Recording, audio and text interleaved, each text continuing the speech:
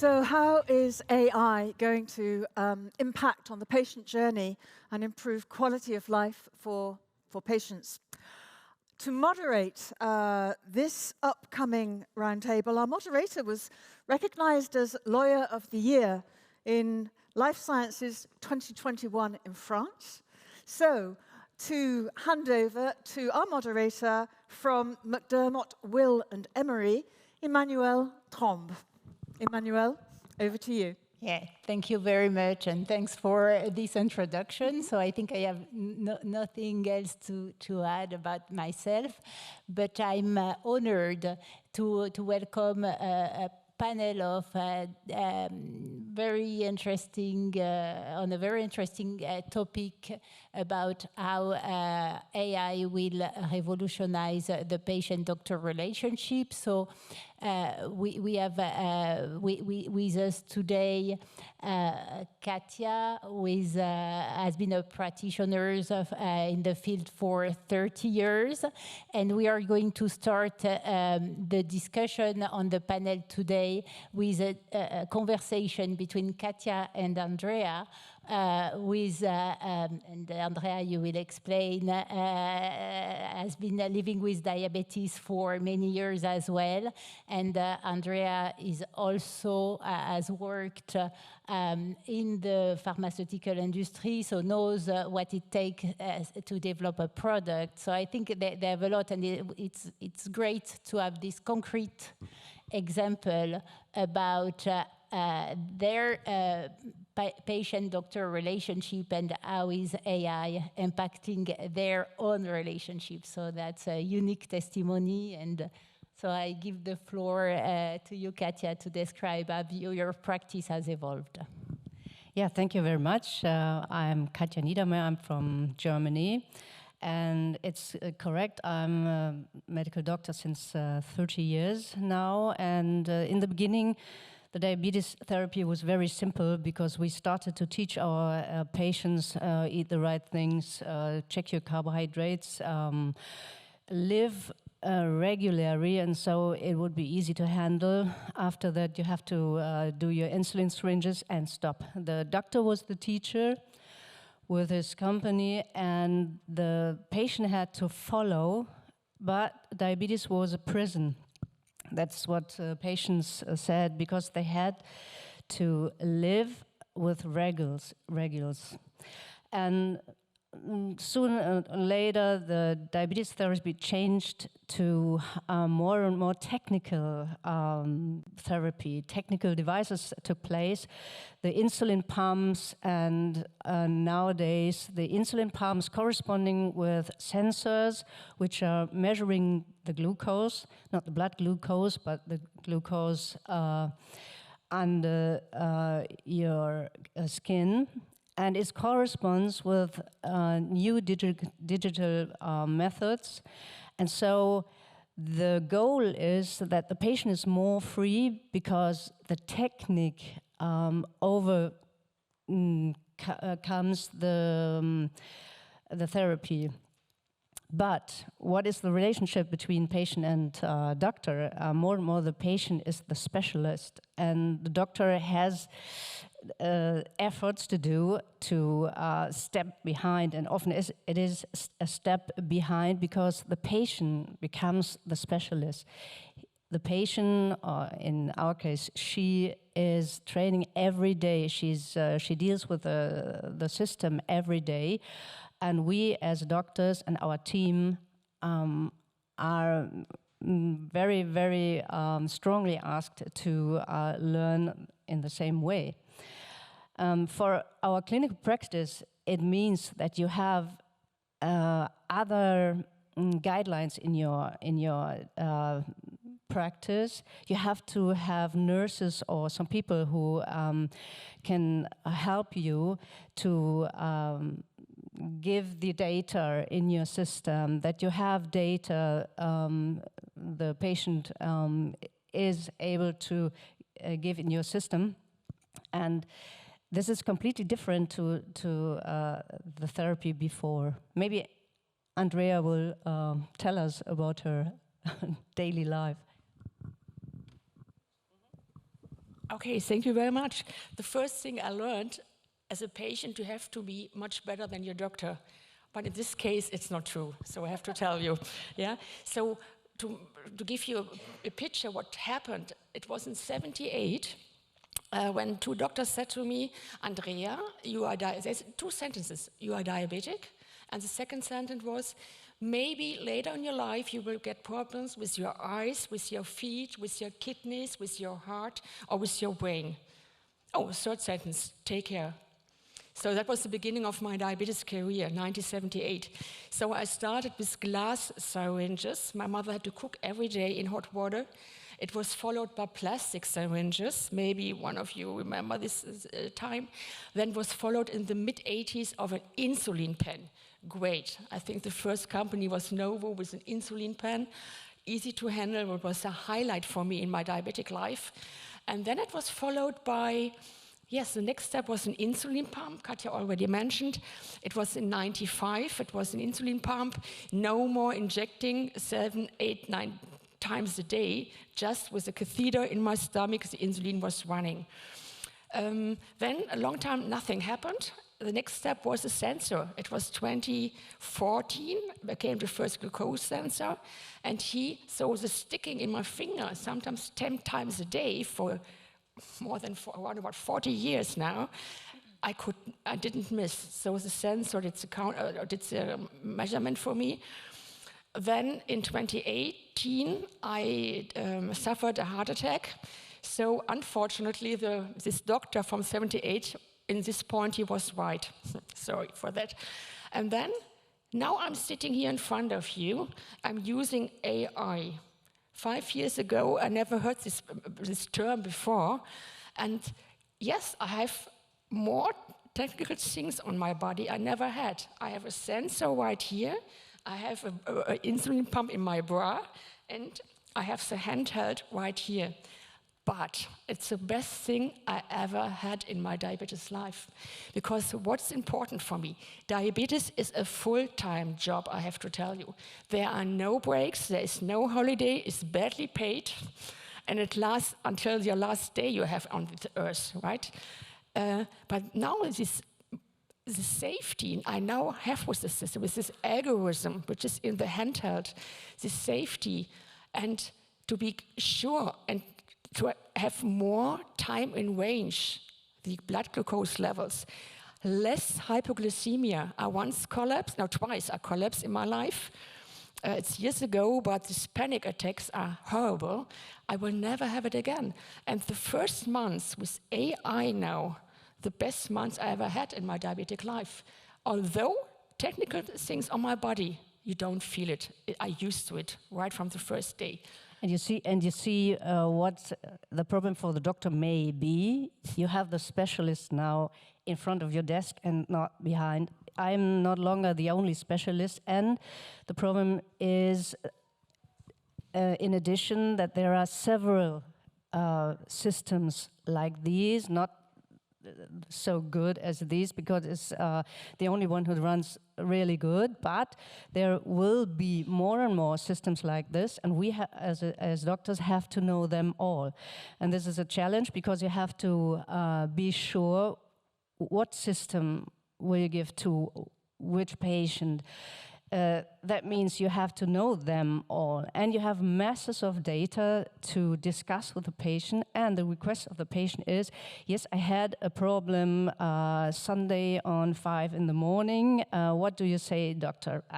I don't know, if it's not well prepared. And that leads to what I said before. We have to be well prepared. On the one hand, in the organization, the data has to be there when I come in the room and meet my patient. The patient has to be well prepared. She has to load up her data so I can work with it. And this leads to another aspect, maybe it's your part, the assurance, the data have to be safe, and some patients and some doctors as well have problems with the safety of data. It's a common problem nowadays.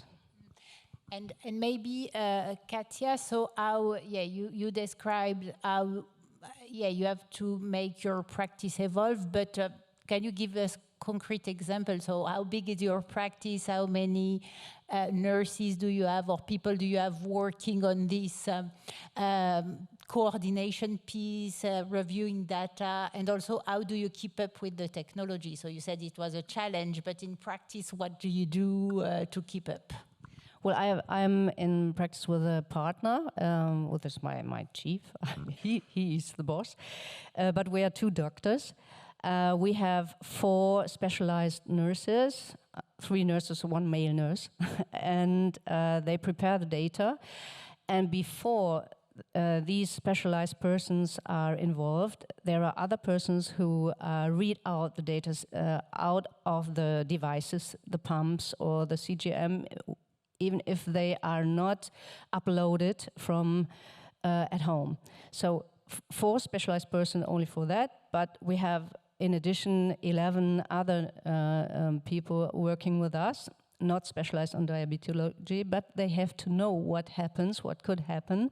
So it's a mass of people and a mass of data, and they are all to handle. It's an organization, a big organization, yes. And Andrea, when you communicate to Katja's office, so with whom do you communicate and how often? And so what is the practical communication and what is how often do you go to the office versus communication in a different way? Yeah. So let's first say between Katja and me are 100 kilometers. So I use not only the diabetic technique, also this communication technique is so important. So for example, yesterday I sent her my data from my system right here, so she is prepared, so she can already take a look.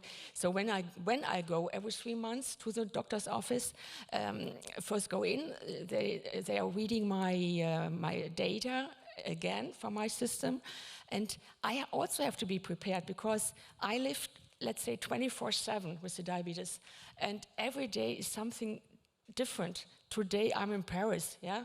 I started very early this morning, totally different day. Tomorrow morning I start walking with my dog again. So there is activity. So every day is special. And all these things, after 3 months, I have to tell her and say, what can I do more? So it has to be prepared from my side also, and there the diabetes nurses are very useful.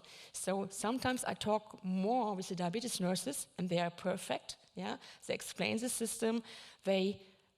Sometimes they're self-diabetic, and so there's a good discussion already before I go to Katja, and let's say I prepare my results, and she knows already. Yeah, because sometimes there's only 10 minutes, 15 minutes. Yeah, this is advantage and disadvantage as well, because I have my device here and I'm able to see her data if I want or if it's necessary.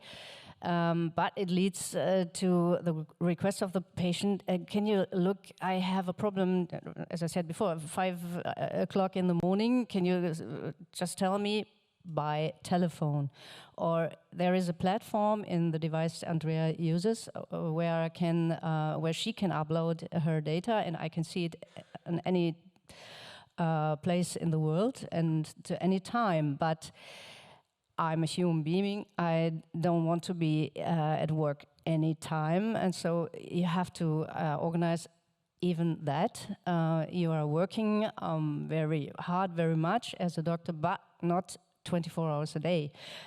You have to be careful to arrange that. But it is possible, and that is an advantage, and we can do something by telephone, with a computer, with email, and this is completely different than it was before. And it is an advantage, to my opinion, but you have to be careful.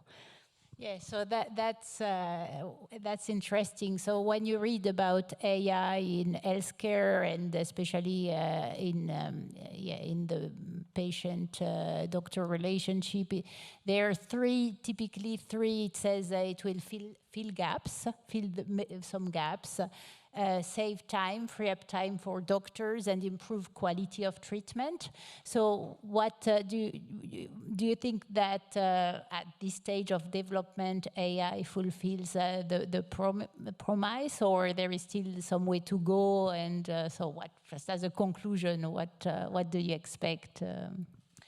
The patients give the feedback that their glucose values are much better than before. That is a fact, and that is what the goal. This is what we wanted. But if you ask me if we spend less time, this is not the fact. It's the opposite. We spend more time because we all have to learn to deal with these new systems. They are new. Even if they exist 5 years now. But for us, they are new. There are several possibilities, and we all have to learn how it works. And so we spend more time. Even my education, my personal education, takes place in my free time.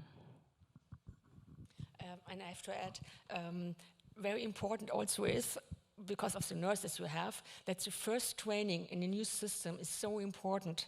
So you have to, I think you have to decide which patients are, can have the advantage of a system, and then do the teaching, the training for the patients. Also a lot of time is spent, but it is so important that I feel safe with technical features on my body. She has to be safe also with these technical features.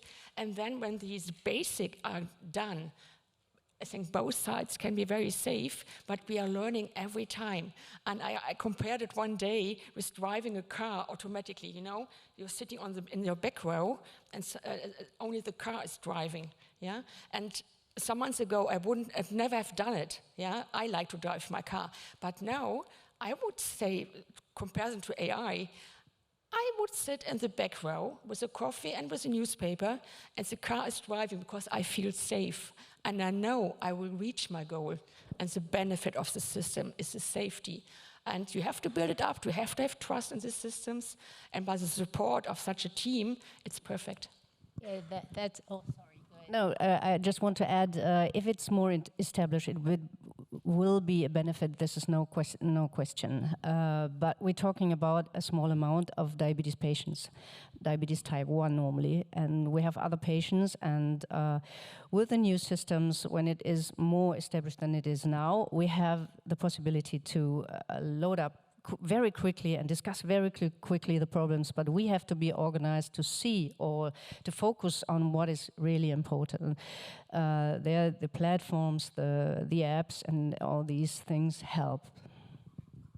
Okay, thank you so much. So I love the image of sitting in the back of the car, relaxing with a great driver.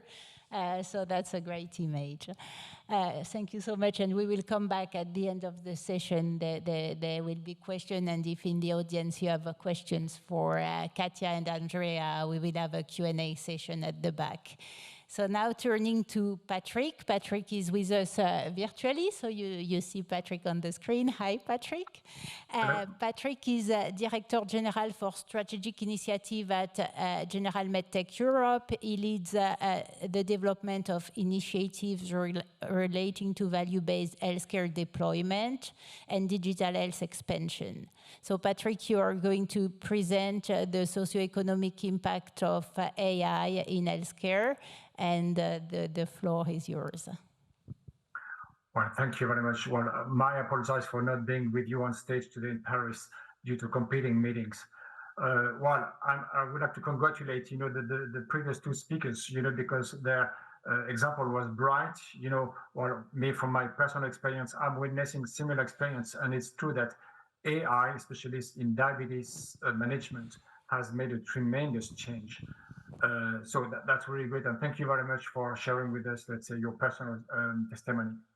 What I would like to report to you today is basically what the work which has been developed by MedTech Europe in cooperation with the Deloitte consultancy company. I'll try to share my slides. No, yes, they're on screen. Okay, thank you very much. So we had a very good example on how AI is, let's say, improving the relationship between the patient and the doctor. And it's one example, but of course there are many other examples on how AI can be used all across the continuum of care to improve the healthcare delivery, to improve patient outcome, but also to improve the efficiency of healthcare professionals. And what I would like to mention in my presentation is basically what several examples, that's where AI has been used. Diabetes is a very good example, but there are many others. And here on this slide, you can see many other examples where AI is or will soon have, let's say, a tremendous added value compared to the current medical practice. What I would like to highlight in my short presentation now is the fact that AI is enhancing the patient-doctor relationship by adding a new source of information. And it has been very well been introduced just before my talk by explaining how the closed loop system is collecting data 24/7, night, day, and these data are collected, so a huge amount of data, and these data are then shared even remotely, and then thanks to the IT technologies. And so these data then are processed by the AI system, and then they are available for both the patient and the healthcare professional. And it's this is how AI is differentiating, let's say, from IT technologies. I mean, from quote unquote simple IT technologies. And for instance, we mentioned in the previous example, okay, the patient and the doctor are living far from each other. But then it's only, I would say, IT technologies that can help the transfer of data. AI here is adding, let's say, the processing layer, and that helps both the patient and the healthcare professional, because the AI system has been trained on, let's say, huge databases to adapt to an evolving situation and to each specific patient. So the AI system here, the closed loop for the diabetes, is adding a new source of information.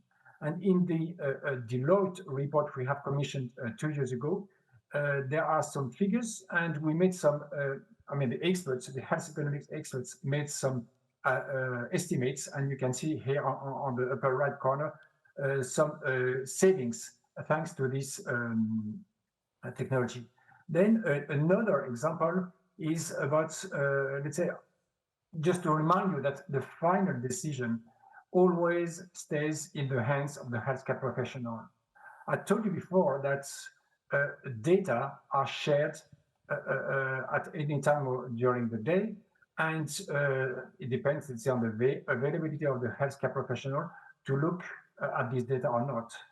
And so it means that, of course, these data are processed on a almost permanent frequency, but it is processed at the same pace. And then it's always under the control of the patient and of the healthcare professional. The patient can identify, okay, here there is an alarm, something looks strange. Then I can push and I can call or inform my healthcare professional. And at the same time, the healthcare professional in his, let's say, supervisory board can identify patients which are in trouble for any reason. So there again, and then the healthcare professional can react, contact the patient, say, okay, maybe you should adjust this and that, maybe change, let's say, the regimen, can change, let's say, any parameter that could bring a better outcome for the patient. Moving to the next slide, sorry. So then the AI system is becoming, let's say, a third party on top of, sorry, I'm being too fast. The AI system is a third party adding to the one-to-one relationship between the patient and the doctor. Once again, coming back to the first example, it was clear that before the closed-loop system, the insulin pump closed-loop system, you know, the patient and the doctor, so either were they had visits or calls, phone calls, or email exchange. But here, there is a third party, which is not a human, but it is an AI system that is adding to this one-to-one. It's not one-to-one, it's a one-to-one-to-one, because the AI system is, by his, let's say, capacity to process data, large amount of data, the AI system is bringing, let's say, a new dimension, is suggesting corrections, is suggesting modification in the either for the patient or for the healthcare professional. So it's a new source of information. And there again, as I mentioned in my previous slide, it's not, let's say, the only between the medical doctor and the patient, but it is a third party. It's not a third person, but a third party coming to the joining this relationship. And with that, I think I will finish just to give enough time, let's say, for the questions. Thank you very much. Thank you, Patrick. Just maybe a question, and then we will we have some time also to ask Patrick question at the end. But a question on your slides. You presented savings in terms of hours and euros. So are they actual savings or potential savings? Well, I will give you it once again. It's a personal example. And some of my relatives are exactly in the same situation with diabetes. And before, let's say, the closed-loop system, they had a meeting every month with their endocrinologist. Then, after the first insulin pumps, it was not every month, it was every 3 months. Now, with the closed-loop system, it's every 6 months. Well, of course, let's say it would be great, let's say, if they could meet the, sorry, if they could meet their endocrinologist more often. But under the cost pressure at the hospital, you know, at least in the French health system, I'm spending some time in France, but under the huge cost pressure on the healthcare, at the hospital healthcare professionals, you know, they simply do not have the time anymore to spend, let's say, every month with each patient. Yeah. So the AI system, by collecting data, processing data, preparing, let's say, the report of this data for both the patient and the healthcare professional, is saving time. I agree with what has been mentioned before, that, okay, there is a learning curve. And it's true, especially with the multiplicity of MedTech systems, you always have to learn with the new systems. But it is an investment at the beginning. It might take a couple of months or years, but sorry, at the end, it will save consultation time and processing time. Okay. Well, thank you very much, Patrick. So turning to Koen. Koen is our geek on the panel. Koen works for Philips as quality and regulatory expert. He specializes in software and is engaged in various EU legislation on artificial intelligence and data. Here he will explain to us where we stand in terms of on the legislative front in terms of artificial intelligence. Indeed. Good afternoon, ladies and gentlemen. I am specialized in tech law and how it applies to medical devices. And I'm going to shed my spotlight on one specific piece of legislation, the Artificial Intelligence Act. It was drafted and published last year.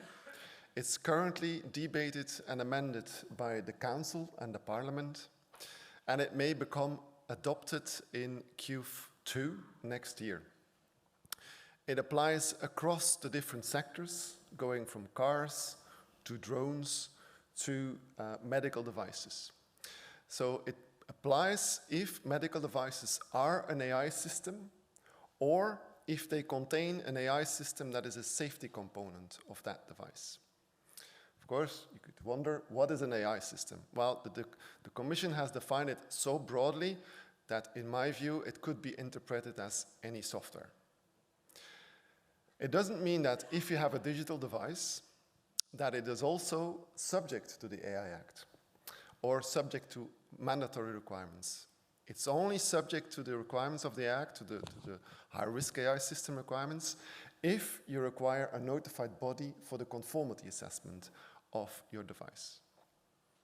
But since the medical device regulation, almost all software medical devices require a notified body, starting from a simple digital thermometer with a fever alert to cancer detection software to closed-loop systems for insulin, which makes that if you look at those closed-loop systems, today the medical device regulation applies to it. It has a pump, a moving part, which means that also the machinery directive applies to it. It also has, I think it was Bluetooth you said, it also means that also the radio equipment directive applies to it. Next year, we may have the Artificial Intelligence Act that comes on top of this, but we also have two other legislations that are being prepared, the European Health Data Space and the Data Act, that will also apply to this. Those two legislations look at the portability of data among devices. So this is looking quite complex, especially for smaller companies that may not have the legal expertise in-house. If you look at what the AI Act requires, then you will see that the requirements highly overlap with those in the medical device regulation. It's about vigilance reporting, conformity assessments, risk management, quality management systems. We already have all of that. A lot of the requirements are almost the same, but with subtle differences that make things much more complicated. And in the slipstream of this legislation, we will have a slew of guidances and standards that we will need to look at and maybe comply with. Today, if you're a manufacturer of a digital medical device, you probably have ISO 13485, you probably have ISO 14971 on quality management and risk management systems, while tomorrow you probably will need to add 2 of those standards on top of that because you're working with AI. So this makes, of course, that the complexity increases, but also the cost. And then the question arises, what is the added value? It will definitely bring legal uncertainty. First of all, because the definition of AI is rather fuzzy and seems to cover everything. But it also refers to techniques, and that list of techniques can be adjusted as time passes by because the Commission can amend this legislation. And if several legislations apply in slightly subtle different ways, then the question is, okay, which legislation should I really follow here? And there, the the lex specialis principle should give us guidance, but nowhere is it defined how that principle applies, which means that your investors may have questions that you're unable to answer because nobody's willing to put on paper what legislation gets precedence over another. So what does that mean for patients? Will it increase trust? That's definitely the goal. But if you look at the limited added value compared to the medical device regulation, I would dare to pose a question mark behind that. It will also mean that certain medical devices, especially the innovative ones, will reach the market later in the EU than other markets like in the US.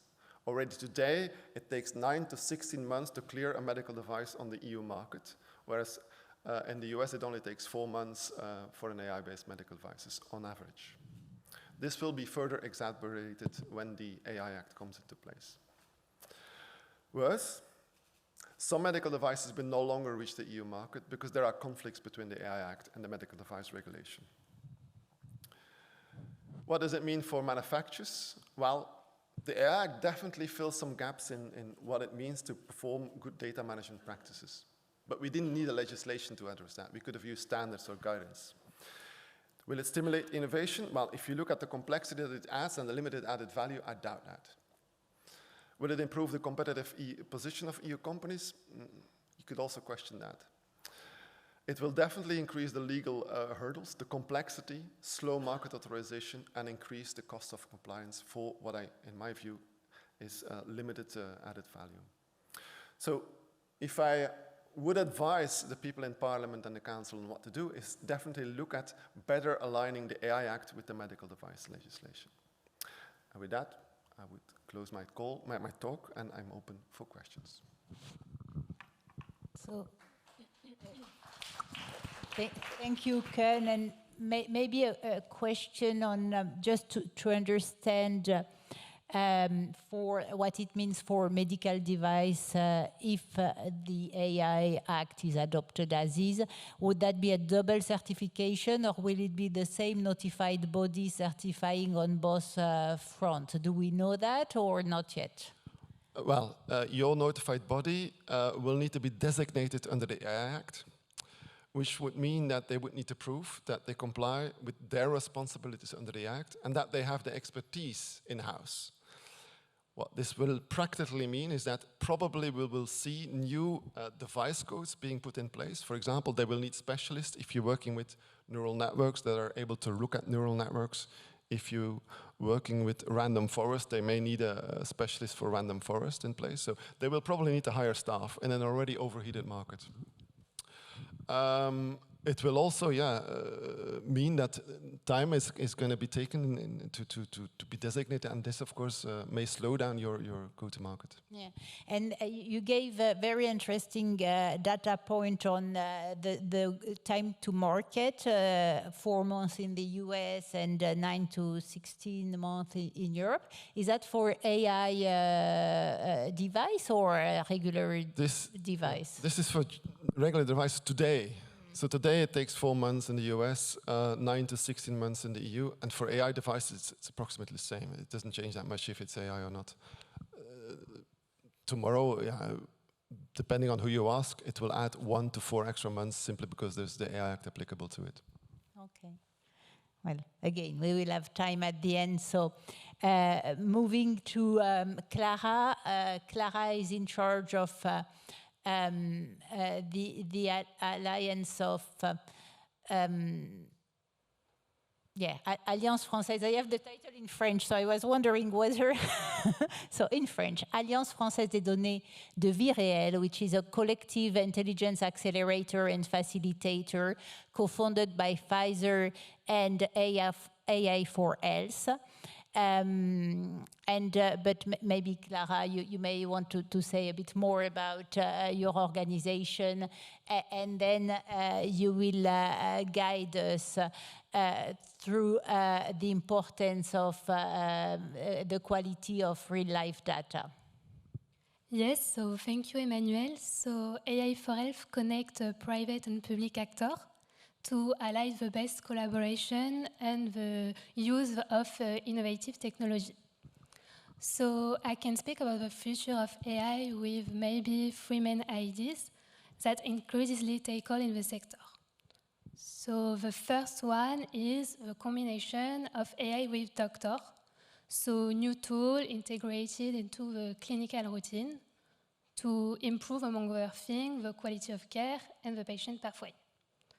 After, it's use AI to keep a constant link with the patient, like said, for example, the Dr. Touppen with personalized treatment with diabetic, or for example, with Implicity, a startup that we know well, which developed a remote monitoring platform for patients connected with defibrillator and pacemaker.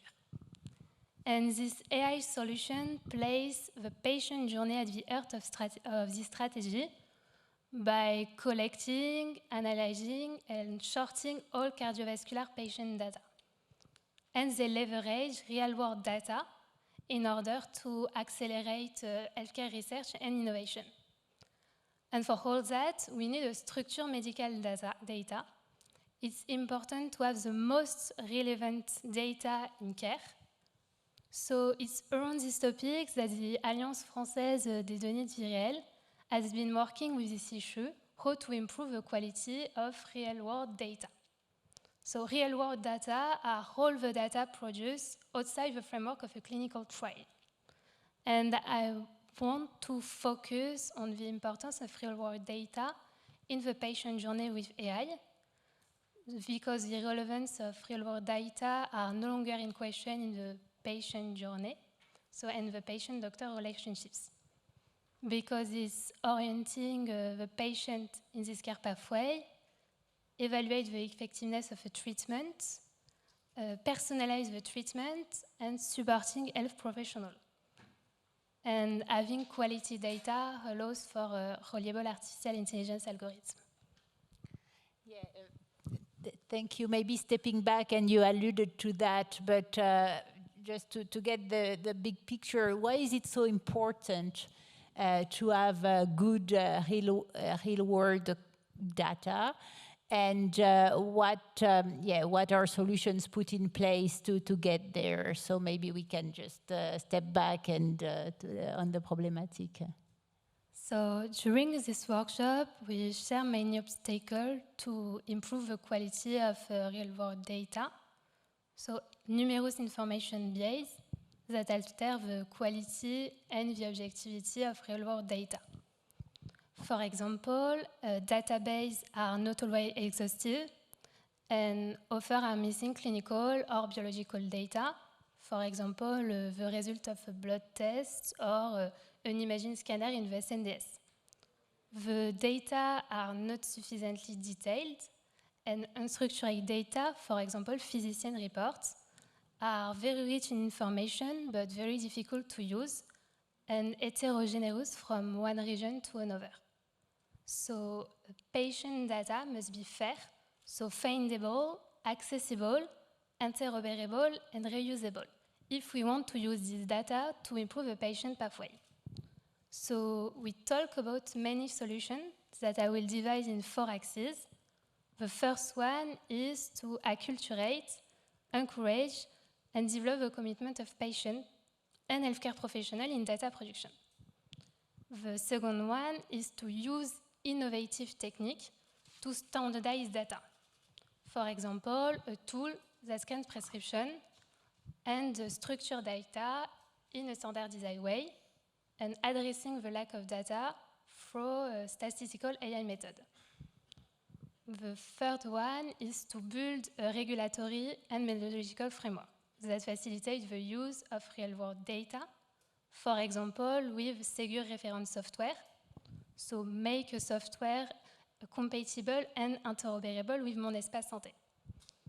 After, the health authorities, in particular the HAS, so the High Authority of Health, must communicating the accessible method treatment, so which sources, which matches, which PA, or which construction method or cohort are accessible or not. After is a strong political will and a more efficient economic model. So massive investments in recruiting and training profile for all the data cycle and involve private actor in the collective effort, so verbalizing and quantifying the value of data. Not only this economic value, but also this value for research. It will help to give meaning to the need of this quality. So it's necessary to support the development of tools in order to reinforce confidence in the use of this data and in the reference database, like I said, with FAIR, and to guarantee better recognition by the health authorities, and of course, the reliability of artificial intelligence algorithms developed on this base. And we will address this topic during the AI for Health Summit on the 16th of November, so I'll be happy to see you there. Thank you. So where is the summit? Is it virtual or in person? No, it's a physical event, and it will be in Paris at Station F. Okay, so good advertising. So I think it's time for, we are just in time, so time for the Q&A. If there are questions in the audience, I cannot see you well because I see a hand here, so.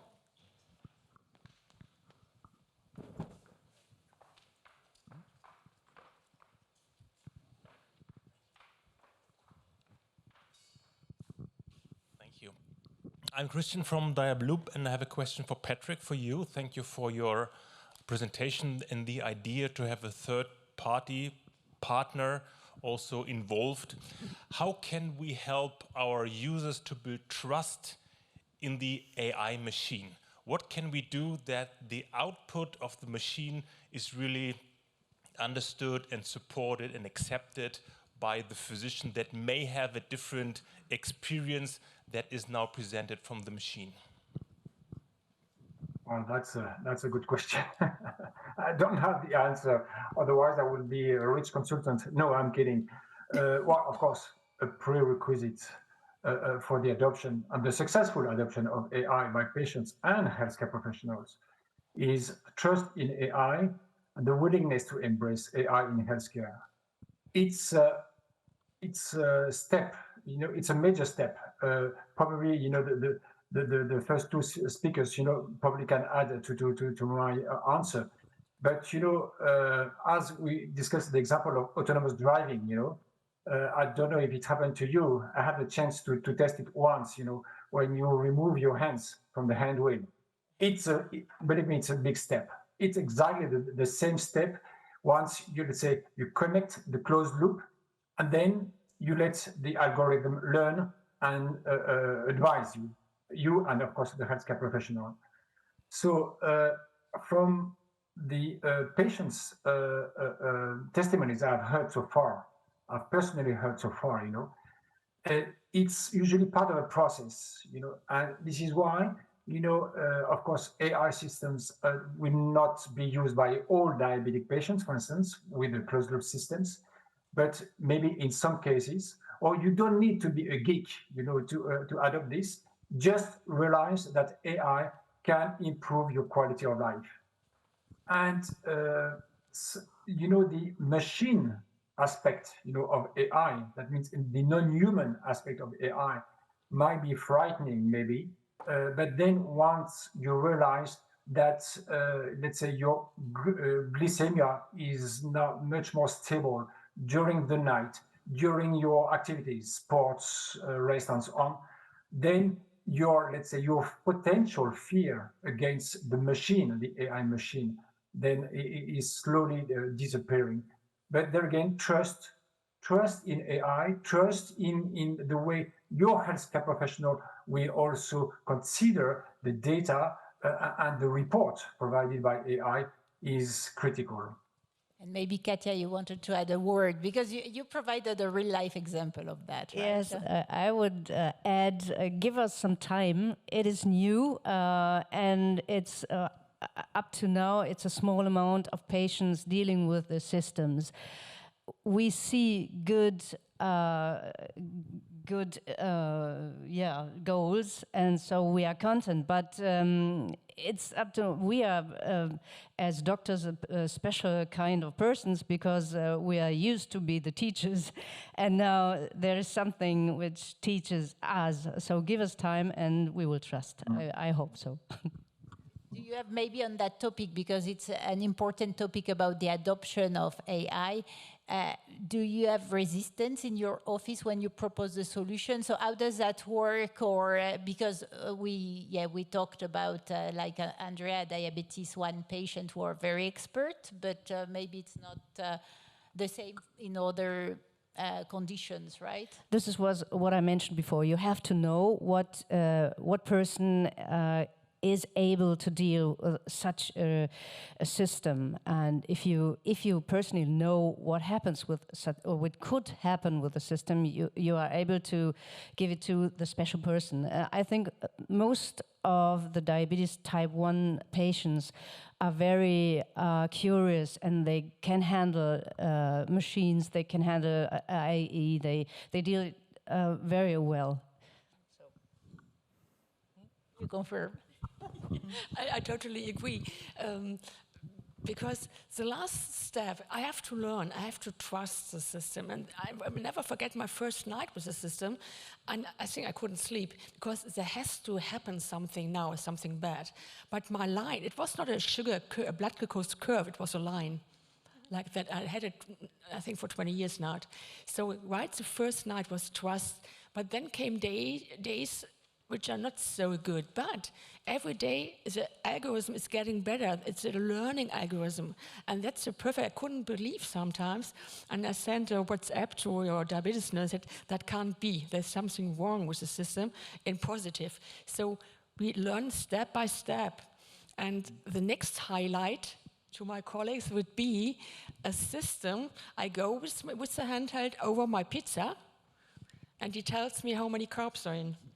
That would be the next highlight, because that's the part I, as a hopefully, that I, as a patient, have to do. The algorithm is really good, the system is good, the sensor is good, but I have to tell the system which direction it has to go. And so that's also a step we have to learn, and I'm sure it's coming, that we are on the right way. So, yeah, if there are inventive people in the room, that's the next innovation. So great. Another question? Okay. Sorry, I just had a quick one. I think the example with diabetes is great. I'm just wondering, is it always as smooth? So, for instance, is it something that really improves the relationship between patients and doctors with Alzheimer's or Parkinson's? With other diagnoses, you mean? I don't have any experience, I don't know, but I can imagine. Because diabetes is a good field to test it, because you have masses of data you can deal with. You can see something, you can see changes at once, and with other diagnoses, for me it's hard to imagine, but maybe why not? Yes. Question there? We have over here. Yep. Yeah. Go ahead. Not a question, maybe a follow-up remark based on the discussion before on trust. So my name is Wim Vos, CEO of Radiomics, a company also utilizing AI.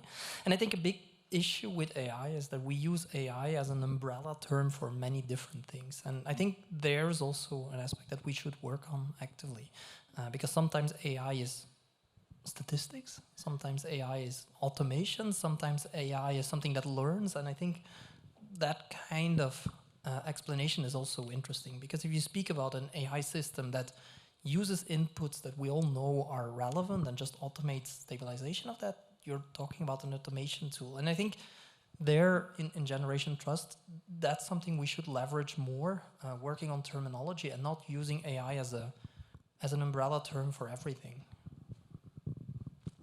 Emmanuelle, would you like to comment?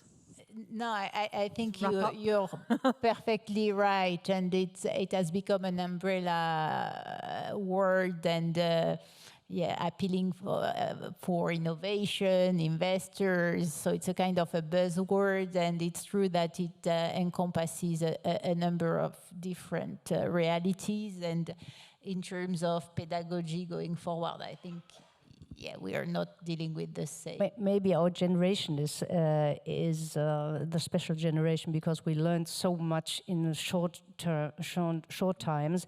We have to deal now with DI or some cars which drive themselves, and so sometimes it's frightened. Yes, you are right, but we are learning. The success talks itself. So maybe the next generation is better than we are. But we are preparing. A quick final question? Was there a third one? No question, no right to question. Well, there will be questions at the cocktail and later on if you want to follow up with our panelists. So thank you. Thank you so very much indeed. Thank you. Very interactive and inspiring. Thank you.